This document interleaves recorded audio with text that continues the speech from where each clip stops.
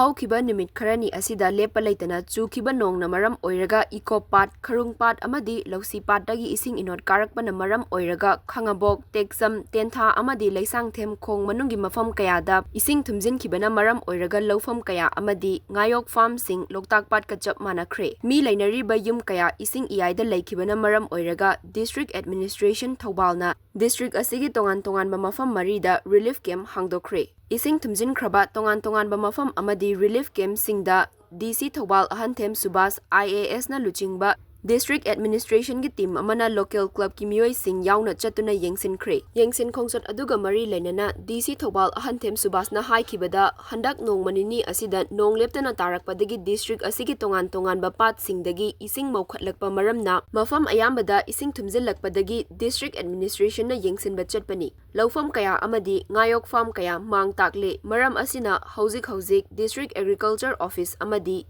Fishery Office tagi data collection tawduna pifam thokpa compensation sing pinaba District Administration na yamna kanna hotnari haiki DC Subas na makata na haikibada ising thumjilakpana maram Oiraga yumda leiba yadaba imung singidabak Thoubal District ki tongan ba mafam mari Teksam Khangabok Sangayumfam amadi Leishangthem Khong Manungda Relief Camp Sing Hangdokhre hairaduna haujiksu ising chawba hengatlakpa maramna makata na Relief Camp Sing hangdoknaba hotnari haiki mahausagi ising lakfam oiriba langkhong amadi drain sing fumjinbana maram Oiraga ising chenfam leitabana ising chawraknaba maram amasu oiri hairaduna masi isa na khangna amadi club sing elected person sing na iram nala sing luna nanna thamnaba hotnabiyu District Administration na paikhatlakpa thabak thoram sing dasu miyam na mateng pangbiyu haiki ising echaw asina maram Oiraga yum kaya ising thumkhibadagi Teksam Upper Girls Primary School da hangdokliba Relief Camp ta imung Maudrarom leihobaga loinana sasan singsu committee hall da leihori Sangayumfam gi Relief Camp ta imung nipan Khangabok lamlong bazar gi Relief Camp ta imung kuntramathoi amasung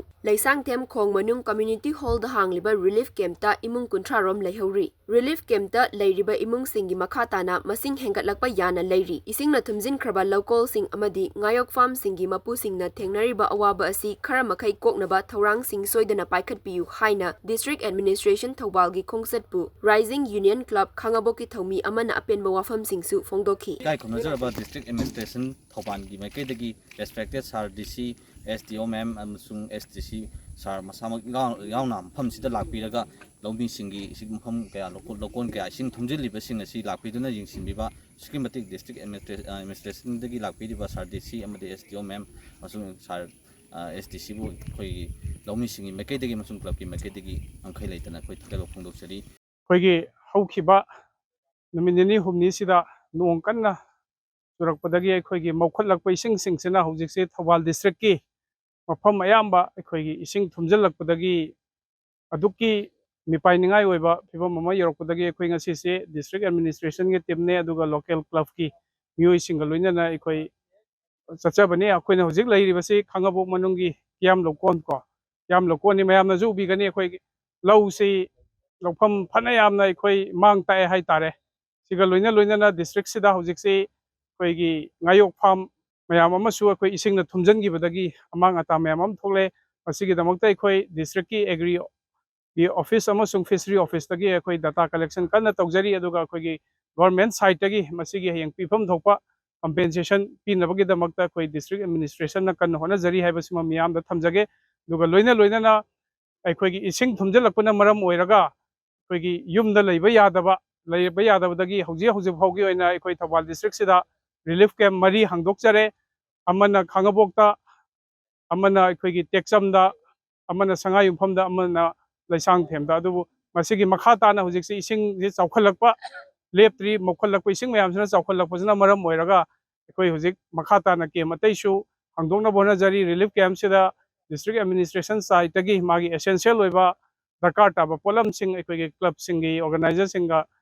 tanaraga ekoi kan honari makhata na so koi District Administration side tagi ona khigani haina amjage loina na aina prajada appeal tawning basi ekoi gi ising chawrai basi ekoi gi ising gi maril natural flow leijariba drain karikra se koi na lam khopchan ba mathak ta sajan ba khochan ba yamna apan ba pibadagi ising chumthabada su ekoi gi yamna chawba maram ama oiri apan ba pibagi aduna masi isana khangna amasung ꯂꯩꯀꯥꯏꯗ ꯂꯩꯕꯤꯔꯤꯕ club ꯑꯣꯔꯒꯅꯥꯏꯖꯦꯁꯟꯁꯤꯡ ꯑꯃꯁꯨꯡ ꯑꯩ elected representativeꯁꯤꯡꯗꯁꯨ ꯑꯩꯅ appeal ꯇꯧꯖꯅꯤꯡꯕꯁꯦ ꯌꯥꯔꯒꯗꯤ ꯂꯩꯀꯥꯏꯗ ꯂꯩꯔꯤꯕ ꯏꯔꯝ ꯅꯂꯥꯁꯤꯡꯁꯤ ꯂꯨ ꯅꯥꯟꯅ ꯁꯦꯡꯅ ꯑꯃꯁꯨꯡ ꯐꯖꯅ ꯊꯝꯅꯕ ꯍꯣꯠꯅꯕꯗ district administrationꯅ ꯄꯥꯏꯈꯠꯂꯛꯄ ꯊꯕꯛꯁꯤꯡꯗ ꯃꯇꯦꯡ ꯄꯥꯡꯕꯤꯌꯨ ꯍꯦꯟꯅ ꯃꯇꯨꯡ ꯇꯥꯅ ꯑꯁꯤꯒꯨꯝꯕ ꯑꯩꯈꯣꯏꯒꯤ ꯂꯥꯏꯕꯛ ꯊꯤꯕ ꯏꯁꯤꯡ ꯆꯥꯎꯕꯒꯤ ꯊꯧꯗꯣꯛꯁꯤ ꯅꯦꯆꯔꯦꯜ ꯀꯩꯅꯣꯅꯤꯅ ꯑꯩꯈꯣꯏ ꯊꯤꯡꯕꯕꯨꯗꯤ ꯉꯝꯗꯦ ꯑꯗꯨꯕꯨ ꯌꯥꯔꯤꯕ ꯃꯈꯩ ꯑꯩꯈꯣꯏꯅ ꯃꯗꯨ ꯁꯦꯞ ꯇꯧꯕ ꯉꯝꯅꯕ ꯍꯣꯠꯅꯕꯗ ꯑꯩꯈꯣꯏ ꯃꯌꯥꯝ ꯑꯃꯒ ꯈꯨꯠꯁꯝꯅꯔꯒ ꯆꯠꯃꯤꯟꯅꯁꯤ ꯍꯥꯏꯅ ꯑꯄꯤꯜ ꯇꯧꯖꯔꯤ ꯑꯃꯨꯛ